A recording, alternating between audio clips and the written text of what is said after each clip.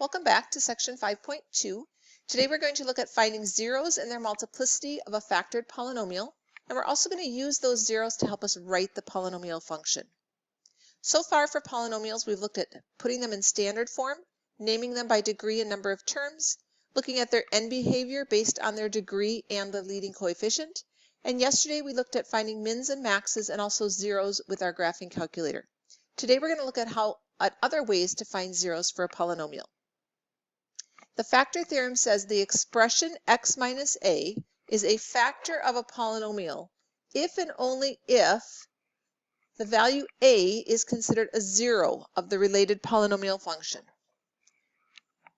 We do have some interchangeable terms. A is referred to as a zero, a solution, or a root. We kind of typically use those interchangeably. Graphically, what it means is that the zero is where the graph crosses the x-axis.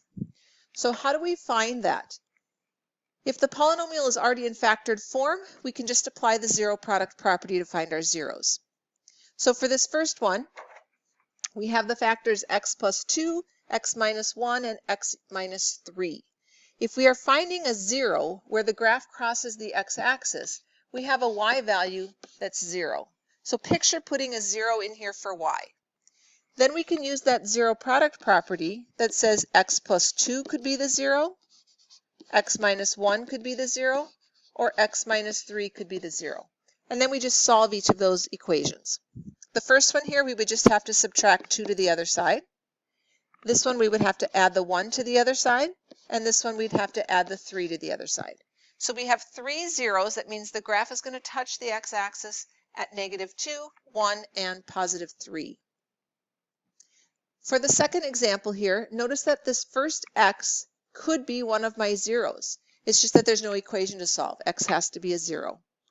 The second one, we have x plus 4 could be 0. If we subtract the 4 over, then x would have to be a -4. For this one, we have 2x minus 3 has to be a 0. We'd add the 3 to the other side and then divide out our 2. So 3 halves, -4, and 0 would be considered the zeros, or the x-intercepts of our graph. When a linear factor appears more than one time in a polynomial, it makes a multiple zero. In general, a is considered a zero of multiplicity n if the factor x minus a appears n times as a factor of my expression. So we're going to find the zeros of the polynomial functions and list their multiplicities. So again, these are already in factored form. So for this first one, we have x minus 1 could be a 0, so x could be a 1. The second one here, we have x plus 5 could be the 0, so x could be a -5. And our last one here, we have x plus 4 could be the 0, or x being a -4. So we have 3 different zeros. Now on your test, when you put this into a Schoology type question, we're going to have you put them in order from smallest to largest. So my very first x0 would be a -5. And I look at that and I say, what is the power of that factor? It's appearing just one time. So I would say -5 has a multiplicity of 1.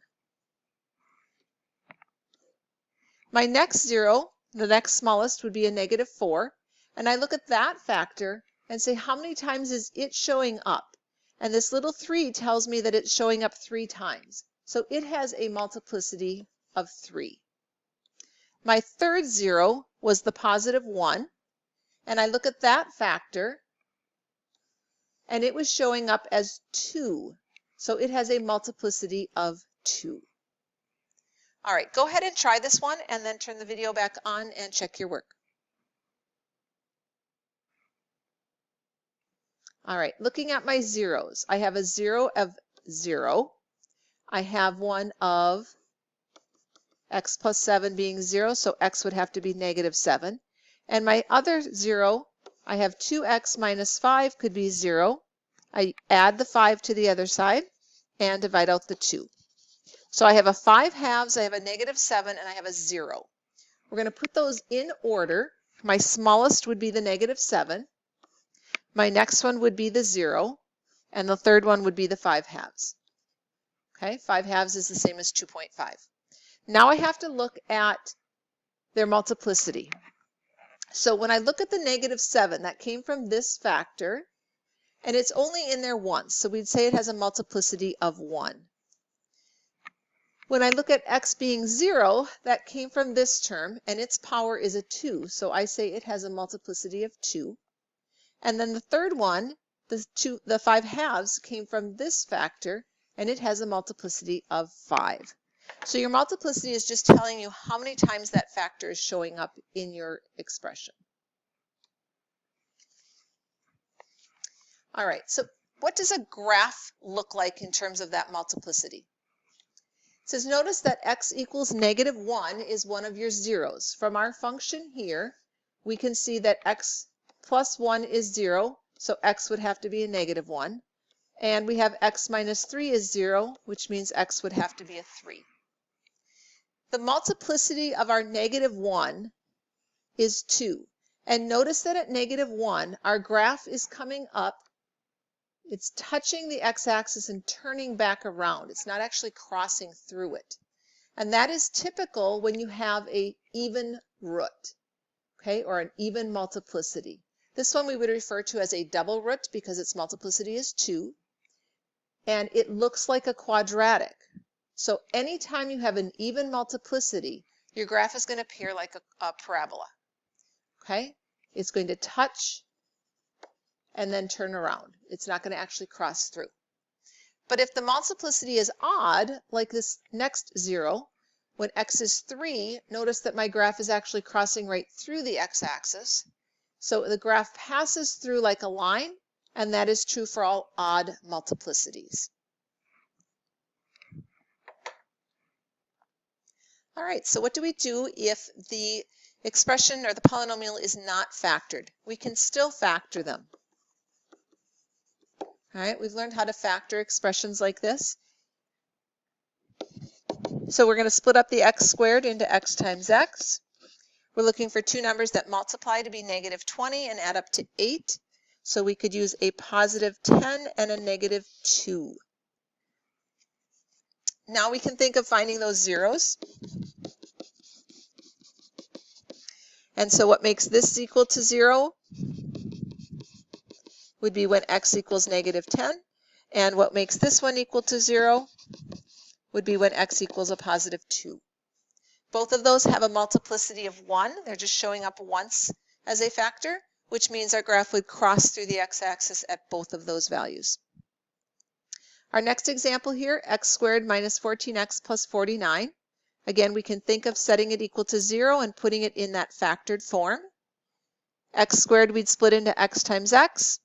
And we're looking for two numbers that multiply to be 49 and add up to -14. So using two -7s would make that work. Because that is showing up twice, we could think of this as x minus 7 squared. So my 0 would be a +7, and it has a multiplicity of 2. That means it's going to touch the x-axis at 7 and then turn around right away and bounce off of that x-axis. The factor theorem also works the other way. If we know the zeros, we can construct the factors and make the polynomial. A 0 of 4 means the polynomial has a factor of x minus 4. If the 0 is -5, it means the polynomial had a factor of x plus 5. And notice that sign change. So we had that in all of our examples so far. So when we had an x minus 7, our solution was a +7.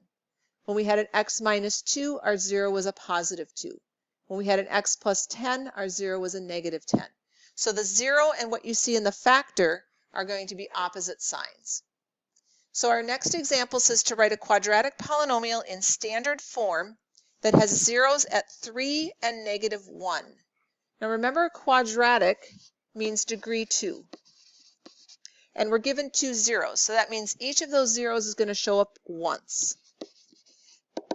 So we have a 0 of 3 and -1. From that 0, we can find the factor, If 3 is the 0, then the factor would have had to be x minus 3. And if negative 1 is the 0, then its factor had to be an x plus 1. Your sign is always going to change. Then we can FOIL those out to get our polynomial.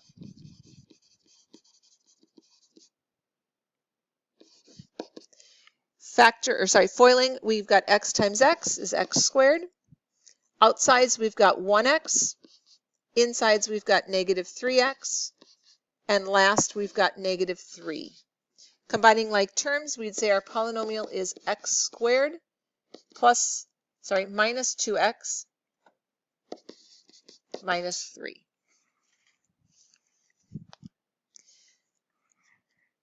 Our next one says to write a cubic polynomial in standard form. Cubic meaning degree 3. So we have to have 3 zeros, or we have to at least have multiplicities that would get us to those 3 zeros. In this case, we are given 3 different numbers to use. So I'm going to start out by listing my zeros. From those, I'm going to create the factors. So if the 0 is negative 2, the factor would have been x plus 2. If the 0 is positive 2, the factor would be x minus 2. And a positive 3 would have a factor of x minus 3. Now, the order that you FOIL these out in doesn't really matter technically. However, if you look at these first two, you'll notice that those are conjugates, opposite signs. So if we FOIL those out, x squared minus 2x plus 2x minus 4, you'll notice that the middles drop out. Okay, so this becomes x squared minus 4. I'm going to bring down my x minus 3 factor, and then I can multiply those together. So FOILing that out, x squared times x gets me an x cubed. Outsides, x squared times negative 3 would be negative 3x squared. Insides, negative 4 times x. And last would be the negative 4 times the negative 3, or positive 12. And we don't have any like terms that we have to combine, so that is the cubic polynomial that would have zeros at negative 2, positive 2, and 3. So this one says to write a cubic polynomial in standard form that has a 0 at 1 with a multiplicity of 2, and then also a 0 at negative 3. So if the 0 of 1 is stated as a multiplicity of 2, that means it counts as 2 of my zeros. And then I also have the 0 at negative 3. So now I've got 3 zeros listed, and that's what I need for a cubic. I'm going to create the factor for each of those. A 1 came from a factor of x minus 1. So I have 2 of those. And the x minus 3 came from a factor of x plus 3. I'm going to go ahead and FOIL the first 2. X times x would be x squared. Outside we have negative 1x. Inside another negative 1x. And last we have a positive 1. That gets me x squared minus 2x plus 1.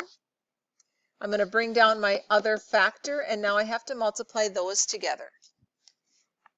So remember, when you're multiplying, you're really distributing. We're going to take this x squared and multiply it to both of these, both the x and the 3. So x squared times the x is x cubed.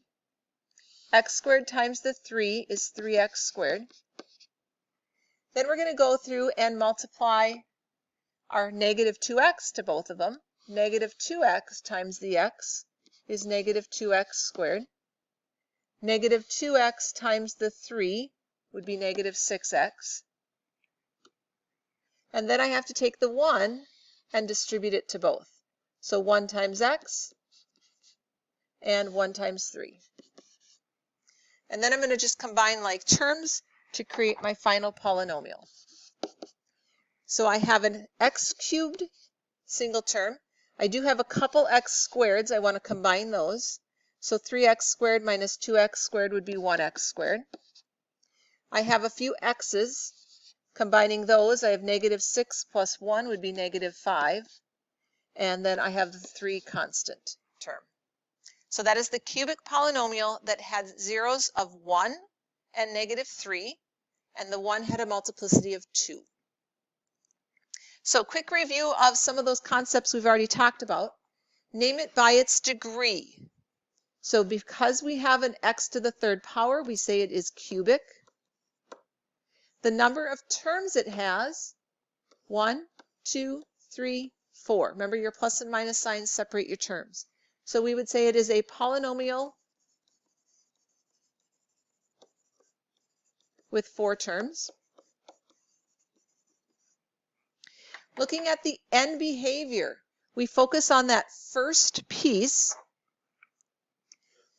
So it is an odd degree, and the leading coefficient is a positive 1. So odd degree, remember, it resembles a line, arrows going in opposite directions, and if the leading coefficient is positive, we think of a positive sloping line like that. So it is on the left side pointing down, and on the right side it is pointing up. Then we can find max and mins. Now we should be able to kind of sketch a graph of this.